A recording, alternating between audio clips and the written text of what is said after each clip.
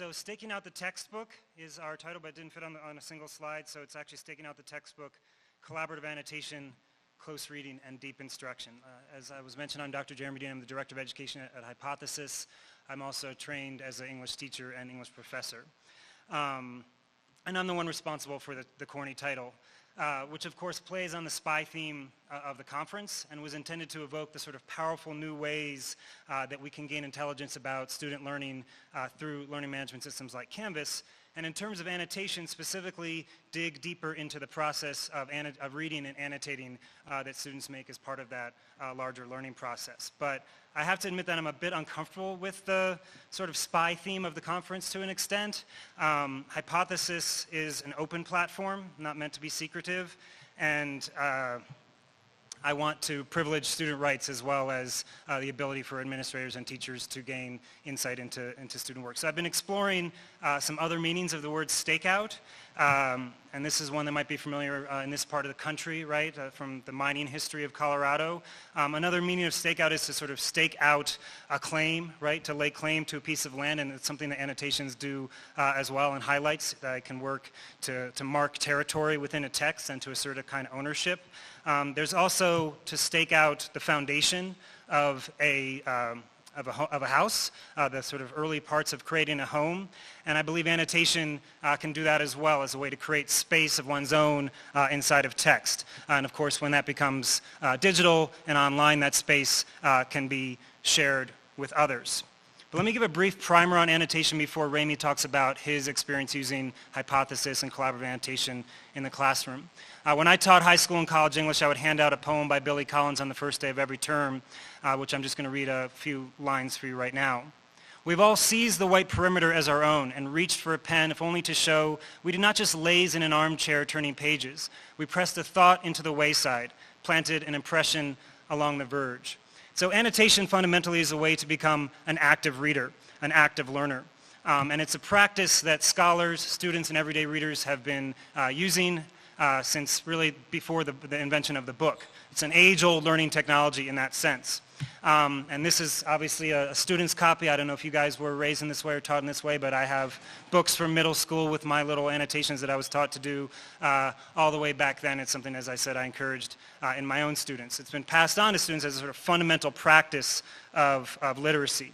But as books move online, we don't always have the ability to take personal notes in the margin. And so we lose this powerful literacy practice. And I think this is especially urgent in LMSs like Canvas, where so much content, so much course reading is being delivered in this digital format. And so we need a way for students to be able to mark up those texts there and use it in other ways as well. So that's what Hypothesis does inside of Canvas. It brings the margin back as a place for students to take notes in, but also to have conversations with classmates and with instructors in the margins of digital texts. So we have a Canvas app that works within the Canvas LMS, but I also want to emphasize that we are not an ed tech company. Hypothesis, first of all, we're a nonprofit, but we also are trying to bring annotation not just to LMSs, but to the open web. So we have people annotating across the web, not just students, but everyday consumers of internet content, scholars and journalists and other professionals as well. And so we actually started off as a web browser extension. And our dream as an organization, as much as it is to really bring annotation to students, and that's my specific role, is to bring annotation to the web more broadly and make annotation an everyday practice for online reading and writing. So I'm going to turn it over to Remi to talk a little more about his experience using Hypothesis and annotation in the classroom. Thanks, Jeremy. Can everyone hear me okay? Yeah? Good. So again, my name is Remi Kalir. I'm an assistant professor of information and learning technologies at the University of Colorado in Denver. Welcome to Colorado if folks are visiting here for the first time perhaps, or coming back. So I want to begin and structure my talk around kind of three broad kind of areas. One is to briefly touch upon, as Jeremy was talking about, the role of web annotation in our digital world. I'm then going to speak specifically about my role as an educator and as a professor and what annotation looks like in my teaching.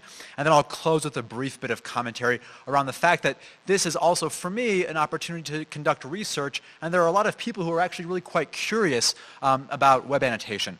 So a kind of brief overview of where our current society stands with web annotation. Maybe you're the reader of the Washington Post and you're following current politics. For probably at least 2 years now, the Washington Post has been using the web annotation platform Genius to annotate political transcripts. So you may have seen web annotation pop up in that context. There's a really fascinating project called Climate Feedback, where a distributed group of research scientists with expertise in climate science all over the world are peer reviewing the news. So they find publications by USA Today or the New York Times, and they actually use web annotation and layer in their expert commentary as a way of... Not sure who Clark Winigar is, but I've got someone's cell phone up here, and it's ringing. There we go. In any case, a really fast... No, hey, thanks. All right. Call him back. I'll just keep on rolling.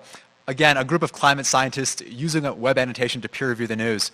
We're also seeing web annotation pop up in civic engagement contexts. Here's a platform where local governments are actually essentially crowdsourcing citizen feedback about municipal laws and using a kind of native annotation client of their own to get citizens in an everyday context to use web annotation and provide feedback around things like passing laws. And so as we look across all of these examples, I tend to ask myself questions like this. Questions like, how might the everyday media practices of web annotation that are happening in all kinds of contexts, whether it's in the news and in politics or in research science or in civic engagement in politics, whatever that context might be, how do we bring that into the work that we do with our students? And what does that mean for teaching and learning?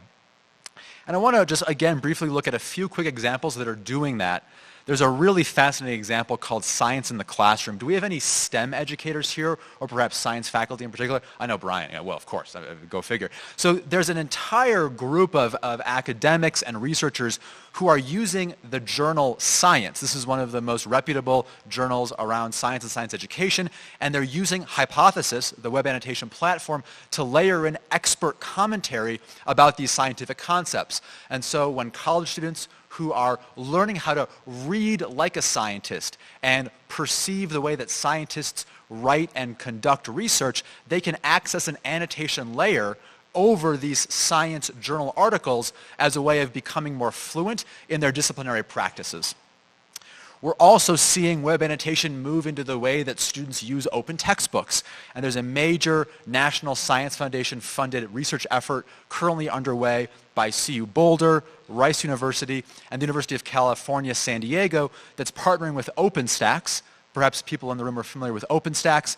That's taking a big data approach to looking at students' annotation practices, specifically around highlighting and how students' annotation highlighting practices perhaps correlate with their test outcomes. And so we're seeing, again, whether it's outside of education or within the education space, a lot of attention and a lot of curiosity about the role of web annotation and how collaborative reading practices help students learn.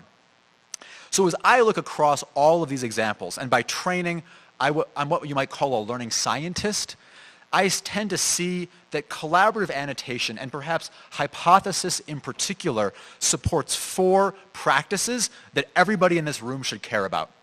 So for example, if you care about situating learning activities in authentic contexts, then web annotation might be a really germane opportunity for you to explore that with your students.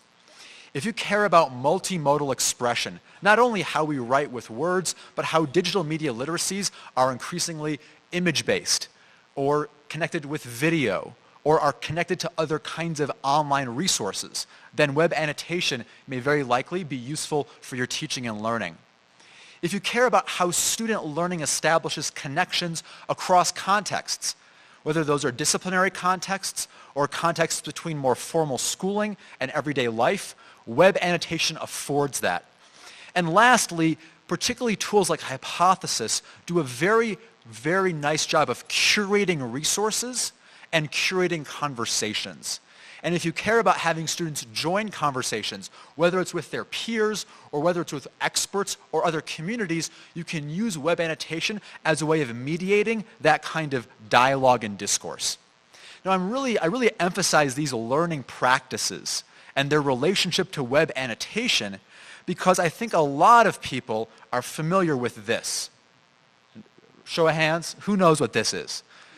And this, to me, is a real travesty when it comes to teaching and learning. This is not an authentic context. This is not a place where students can easily establish connections across contexts. It's also disconnected from the perspectives and the practices of students' everyday realities and authors' everyday texts. And when we use discussion forums, and I'm making an argument here not specific to any particular LMS, I'm talking about the design of a certain kind of learning environment. We tend to also privilege the educator voice and the authority, in my case, of the professor. So if we actually look even more carefully at this slide, we see, for example, that maybe it was me, the professor, who said, this week, please post a link to a relevant news article, da-da-da-da-da. This is essentially saying, it's Remi's agenda. It's my way of viewing the world. It's my way of reading a text. It's my way of having a conversation. And oh, by the way, do so in a context that is actually not very authentic. This all is a point of contrast to the way that web annotation works. This is a screenshot from a collaborative annotation project that I've helped to curate over the last year. And as educators in this room, we might likely recognize that this is a John Dewey text from the School in Social Progress.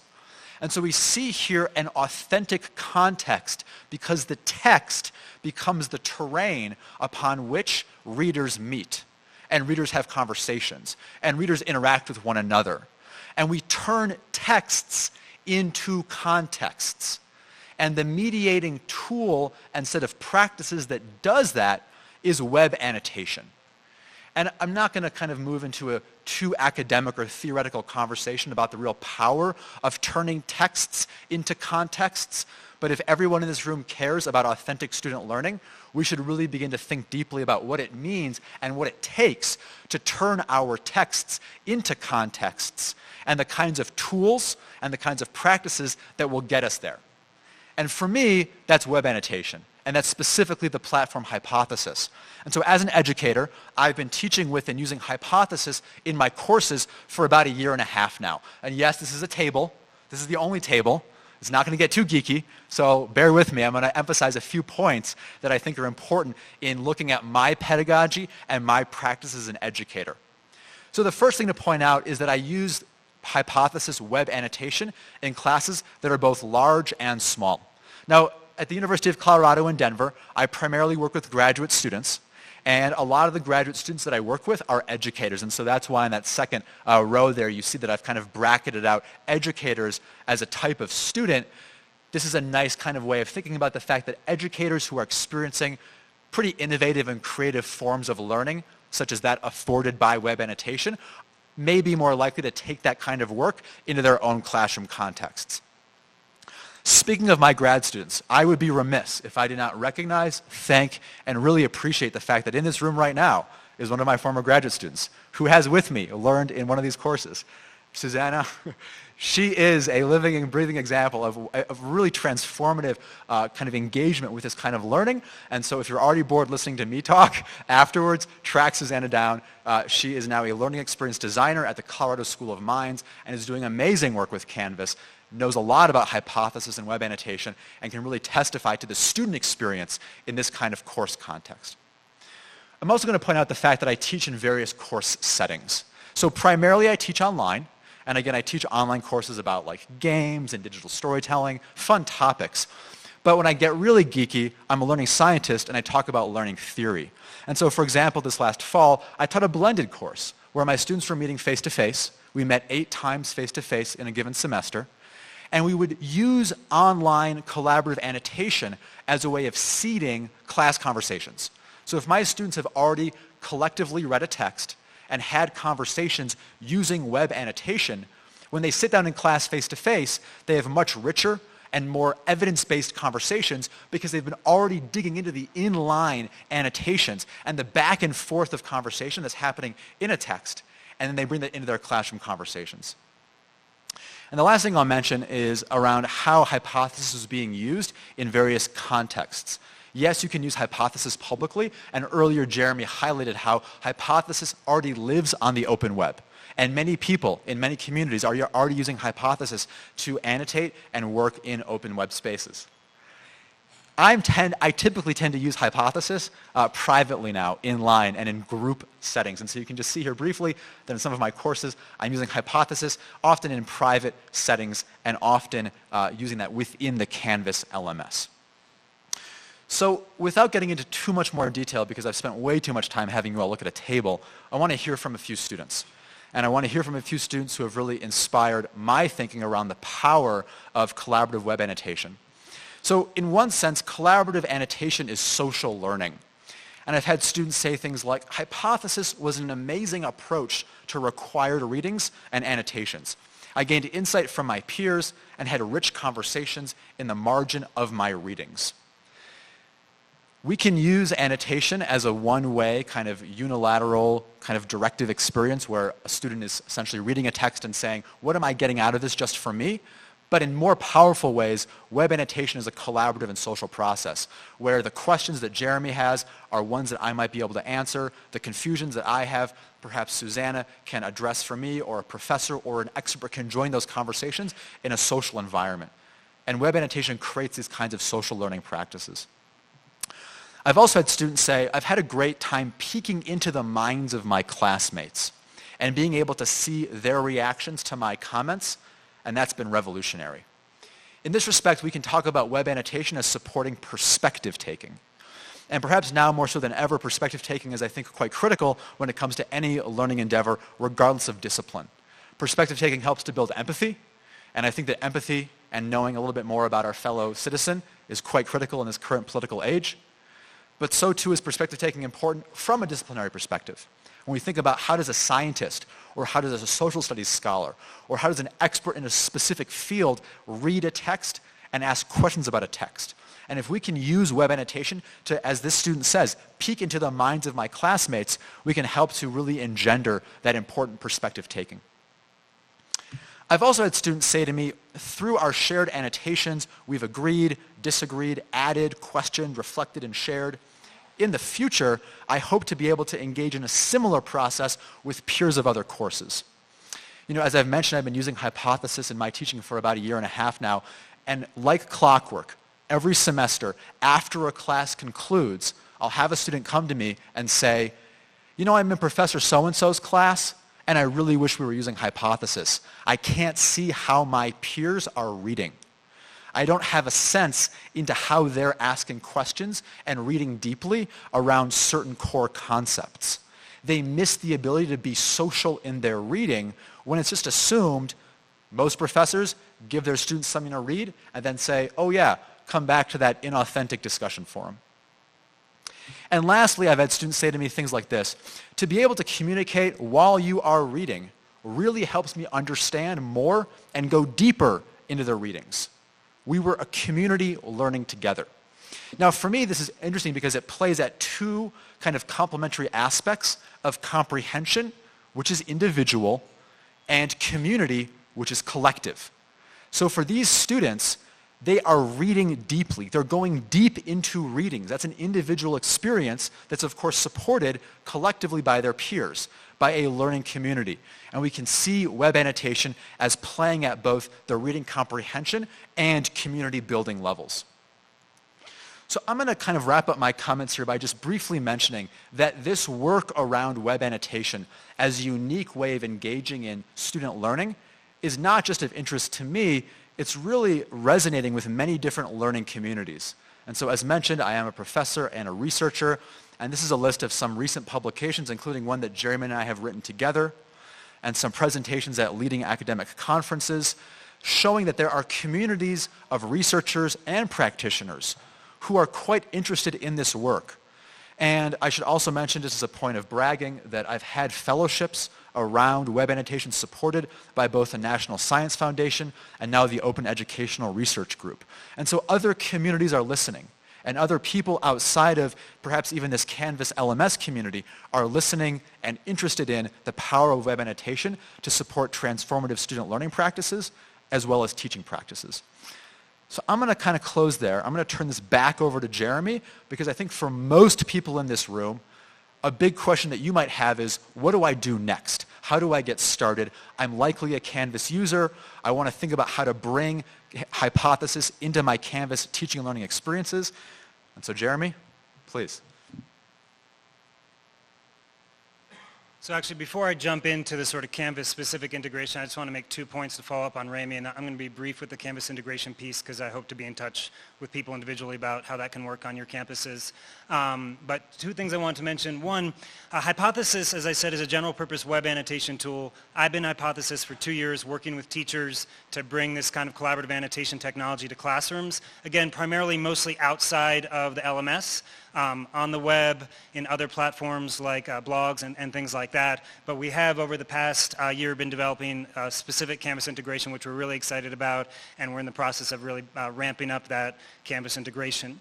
And just in terms of the research slide that Remi just shared, and then there's a lot of other presentations and publications by other teachers that have used Hypothesis both at the secondary and tertiary level.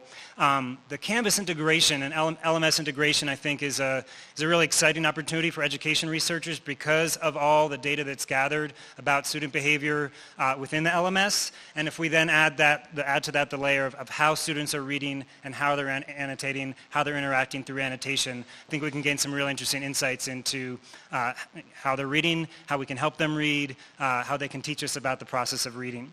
But in terms of the Canvas integration, again, I'll be short. I'm around all week. I've got business cards up here. You can get in touch with me one-on-one about how this could be something that you guys integrate on your university. But the way that Canvas, the Hypothesis works in Canvas is it brings this, what is normally a web browser extension to be a native functionality for certain text within Canvas. So you can add the Hypothesis annotation tool. The sidebar for Hypothesis will appear on select PDFs from the repository within the Canvas course, or external public web pages. You can just enter a URL, and then that will be presented as an iframe with the annotation tool on top.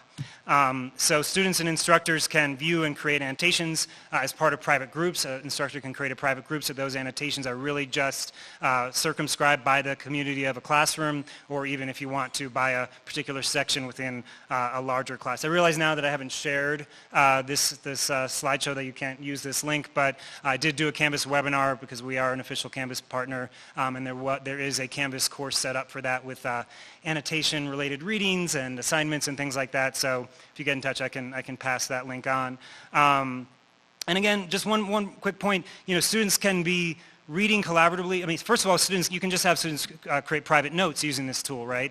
I think the power comes from when it's shared note-taking or shared discussion within the margins. But you could also have an instructor go through and create instructor comments on a piece of content and have those as guideposts for students as they go through. So you might just activate this and have the teacher be the primary annotator, or any mixture of those various forms of annotators and readers of annotations.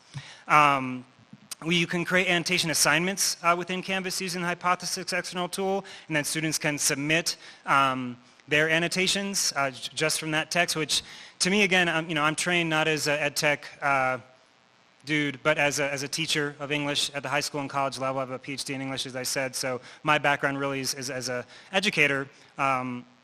This has been really exciting to me, this particular piece of the Canvas integration that syncs with with SpeedGrader. And it goes back to, in a less sinister way, the idea of staking out the textbook. When I would assign readings, I would tell my students to annotate. And that was pretty much it. I had colleagues that would sort of ask, can I see the annotations, maybe freshmen in high school, show me your copies of the needed so I can see that you wrote in the margins, and you're not reading it closely, you're not looking at the practice of annotation and how it can be improved.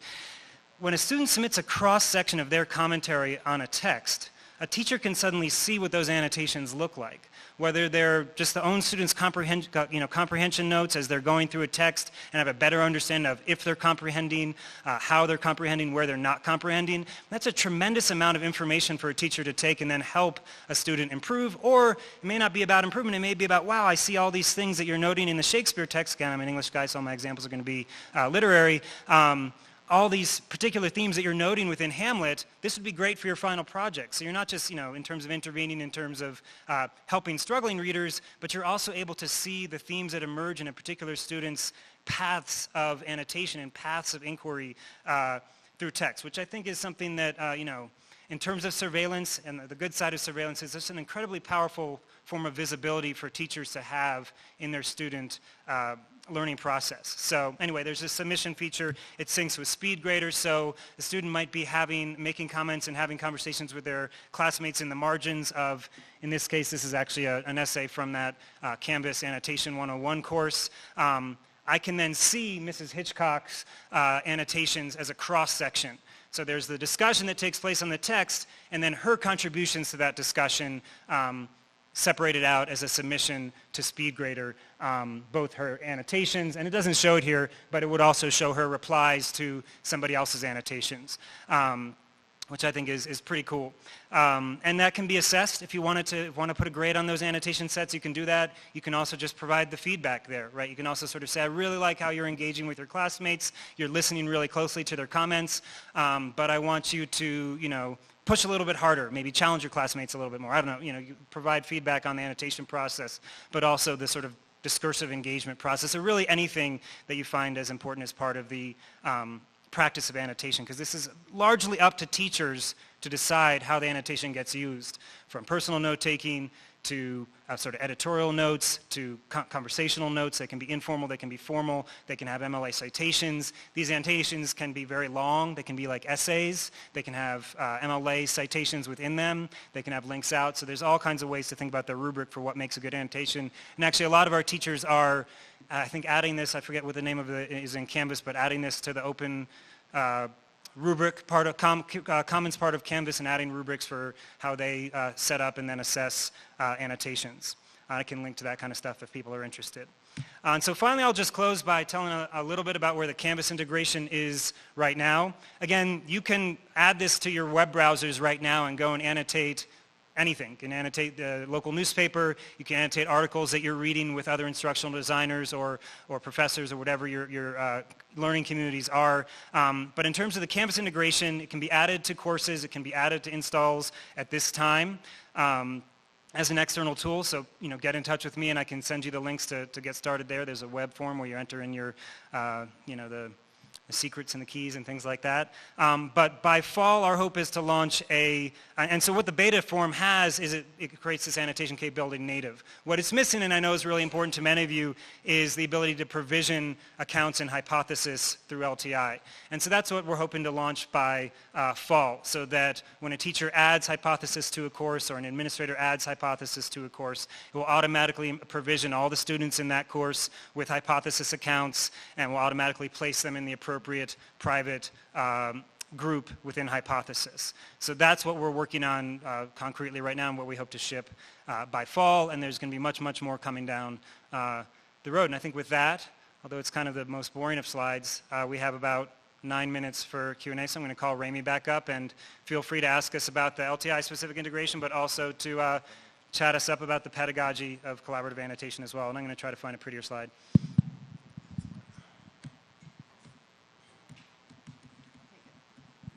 I just had a question if you've done anything with contextual quizzing in addition with the annotated readings. One thing we're exploring at UW-Madison is Hypothesis within Pressbooks and H5P quizzing. I've just wondered if you've accomplished that outside of Pressbooks natively in Canvas. That's something that we're playing around with. One of the cool things that I didn't emphasize here about Hypothesis and about web annotation is that there's now a standard released by the W3C, sort of the governing body of the internet, that there are now web annotation standards. As I said, as Remi and I both have mentioned, there's a lot of folks that are really hoping to bring this technology to the web writ large, and so now there are standards for that, and Hypothesis is one of the primary stewards of that standard, and we're building our technology according to that standard. What that's going to allow is a whole suite of apps. I mean, I'm the English teacher, so what I'm interested in is real people talking in the margins of a text using this kind of technology. But because there's now standards for how a particular annotation is anchored in a text, that can be connected through an application, software application, to, say, a quiz, so that you can move back and forth between a variety of sort of third-party apps that might be building on top of the standard. I'm not answering your question very well, and I can't see where you're coming from because there's a giant spotlight. But it's something that we're thinking about, and especially if you're working in Pressbooks, because we're so close with you and that gang, I would love to continue the collaboration. But the standard allows for some really cool, more sort of robotic relationships between readers, texts, and then applications that look at that relationship, especially in terms of assessments and things like that. Okay. Quick question here. Okay, my name is Matt. My question is about what's the difference between when you have a text that is within Canvas that is basically private versus when you have a public text that's in the open web. So what happens if the course disappears or gets unpublished or whatever? What happens to the annotations and that kind of work? So the answer for that is going to be different in two different contexts. In the public realm right now, in the open web, all my annotations have been anchored onto URLs or fingerprints for PDFs, or now, I don't know if you guys are trafficking in this, but DOIs, like document identifiers. So we have these robust ways that we anchor comments. If those documents disappear, say if I've annotated a web page that then changes or has disappeared, Hypothesis saves those annotations. So you can always access them through your Hypothesis account. We're also working with Internet Archive to create a sort of repository, archival repository for people's annotations. But my annotations, even on texts that have changed or disappeared, remain in Hypothesis. If there's still a stable URL, but the content has changed, and so my annotation can't be anchored, we have what's called an Orphans Tab. So if I annotate something, say, at the whitehouse.gov, which might change its content here and there, January or something like that, and the URL is stable, but the content has changed, I've marked something like, I don't know, climate change, which was a term that was used before this year. If that disappears, but the URL stays the same, we'll show that as an orphaned annotation. It will have climate change was X'd out. It will say we weren't able to anchor this, but here it is. Within the LMS, how it's going to play out is going to be dependent on how exactly we develop the integration, because it's going to be a different type of Hypothesis account for the reason of security, right? This is, to be totally frank, something that we've struggled with. Do we just give a student an Hypothesis account that they can use within Canvas but then go and annotate the web? Or do we give them something that's sort of namespaced to a course or to a university that's going to be more secure and allow the course and the university to have more access to that content and function a little bit differently? And how that will work in terms of their account and saving all their annotations in one place is something we have yet to explore. But my dream is that a student uses it in one course, they have their notes, they're going to have access to those notes. As they continue in a major, they're going to be able to look back on those notes. They might be able to leverage those notes in future courses and perhaps even beyond a particular life at a university, as they may go on to grad school or to go on to the professional world. Those are their notes. I mean, I don't know how long I kept my notebooks from college. They were made of paper with a spiral binding. I don't know if you can find an image online. I kept those in my parents' house for so long, and this is a way to really have immediate access to that kind of stuff, your notes and books. I mean, even just to mention in terms of all my books, I'm a grad student, so I have tons of, academic literature books, and of course I can find my annotations in them, but not quite as easily as searching my account for some keywords, especially because you can use tagging within the annotation system. I just want to also briefly mention, in case there are folks here who are just very brand new to this whole world of web annotation, you can annotate the open web privately. I just want to be clear about that, that you can use Hypothesis to annotate the open web publicly, but also privately if that is a resource that you would want to use in a course. And in private groups. So you can create a little reading group for an intellectual community. I'm Barbara from Dartmouth College. I wonder whether you could say a few words about your pilot program. Pilot program, I'm hoping to develop in partnership with Dartmouth College and others that we've been in touch with. Once this gets launched, My hope is to, and this is a little off the cuff because I've been really trying to push the development of the technology and get that in place before I fully imagine the pilot program. But the pilot program would basically be like, look, if this is something you're interested in, as I know you guys are at Dartmouth and there's other folks in the room as well, that we can basically bring and provide some skilling up for teachers. I would show up on campus and give some workshops on how to use Hypothesis in the classroom. We would make sure that that authentication piece and the privacy piece is really firmly in place, maybe in a more intimate way than we will once we launch as a full-time app, because we might have to work with your system of authentication, although maybe LTI will take care of it. I'm not a developer, as you know. But it will basically be trying to bring the tool to a certain kind of scale at the university, and me helping and supporting that happening from a pedagogical standpoint, but also from like a tier 1, if you want some ed tech customer service language support piece. So you guys would be the pilot programs that we would be wanting to learn in collaboration with about how the tool is working. Definitely thinking towards beyond the kind of authentication and accessibility issues that we're working on now. What does a teacher sort of data sheet look like? What do you call those? Like a dashboard, right, where they can have a quick look at the students' performances. So move beyond the kind of basic integration things that are necessary for kind of university partnership and moving more towards how this tool can be leveraged pedagogically and in other ways. But it basically just involves working really closely together and us supporting as much as possible. You're passing it on to as many teachers as possible and learning together. Hi, sorry, in the middle. I know you can't see me. I just have a question about how this product can be used to network outside of a single university. So you mentioned earlier that it's tied to DOIs and specific URLs or content. Is there a way that we could open up that learning experience across multiple universities? So for example, if it was tied to a single document and more than one professor from one university was asking people to annotate on that content, could that be available to that larger group of learners? So that could be done now if you were working with us and working with their conspirators at other universities. That can be done right now. Because of course my annotations, from Austin, Texas, where I'm based, on a document with Remi, we're on the same document. And we can, if we're in a private group, we can look at all the annotations in that private group. How that would play out if within multiple Canvas instances is a level of authentication and privacy and inter-university connectedness that I'm not familiar with in terms of authentication, but would be super excited to explore. And we have partners at places like JSTOR and Project Muse, where it would be fascinating to look at, and we've done some of this work around, the most downloaded JSTOR articles that are downloaded by courses that are at schools that subscribe to JSTOR. There are certain articles that JSTOR knows are the most downloaded. I mean, that may not be, you may want to base the choice of text on the learning communities that you're working with, but it would be fascinating to look at those reading behaviors across text, but also to bring folks at different colleges and universities together in conversation. And that's one of the neat things about Hypothesis, is that people from really different places can suddenly be talking together. And making sure that all the data from that is accessible to the everyday folks that are working as part of it is something that our functionality does today. Making sure that that's all secure in the way that universities might want it to be, but also shareable in the way that universities, at least in your case, would want it to be, is something a little bit more higher order. But that's something that we can work on together. Hi, I have two questions that are, I think, a little bit related.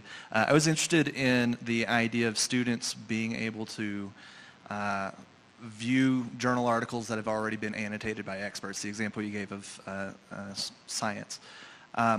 Is that something, how would that work within Canvas? How would I give access to an article that's already been annotated through Canvas? Is that something that would be set up through the university library database subscription, or how do I get the link to the already annotated article within Canvas that then allows them to join in? And then the second question would be sort of related but sort of different.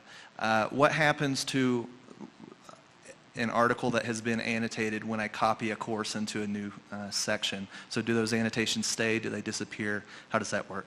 Because I'm interested in cohort to cohort conversations like that over time. So you would want annotations to persist across a particular document from one cohort to another, and have, as an administrator, have access to those different conversations, or have the second cohort be able to see the first cohorts? Or not. Right, so that's, For better or worse, that's the sort of reverse of the use case we get most of the time being asked for, which is like every class needs to have a clean slate. And so one way to think about it is that the documents are singular, right? It's a singular web page, it's a singular PDF, it's a singular DOI. You can create a personal layer of annotation across that. You can create a group annotation across that. You can create a second group of annotation across that, or you can annotate publicly. So there are different layers on top of the document. And so it's just a matter of giving the right people access to the right layer in terms of allowing a second cohort. So in that case, you wouldn't provision a new, fresh group that is just mapped to the set of students in a new course, but I suppose you would remap them to the first course. Although I have to admit that at least in terms of our initial Canvas integration, I'm pretty sure it's going to be give the person a new private group, because that seems to be what the desire is. But long term, the hope is that you would be able to configure the group within the Canvas app and configure the group within Hypothesis generally. So I could create as I said, a private group. We're launching something called I don't forget what we're calling it, but it's like a public-private group. It's essentially a read-only group, so that all of us could be in a group and annotate as part of it, and others could see it, but wouldn't be able to write to it. So eventually you'll be able to configure. That one could be really interesting if teachers want to do work inside of the LMS, but ultimately make the work viewable outside the LMS. Again, that's usually a minority that want to work in that kind of public way. But say we're annotating a Shakespeare text at the folder library versions of the HTML versions of those plays, I could have my students annotate in a public, private group, a read-only group that then would be visible to others, that we could sort of share as this is our annotated Hamlet, and provide a link to that that's totally separate from the LMS. But so as the group, functionality shakes out, we'd be looking at that. First question. And your first question about essentially access to public layers of annotation within Canvas, they will appear. I'll keep that very short.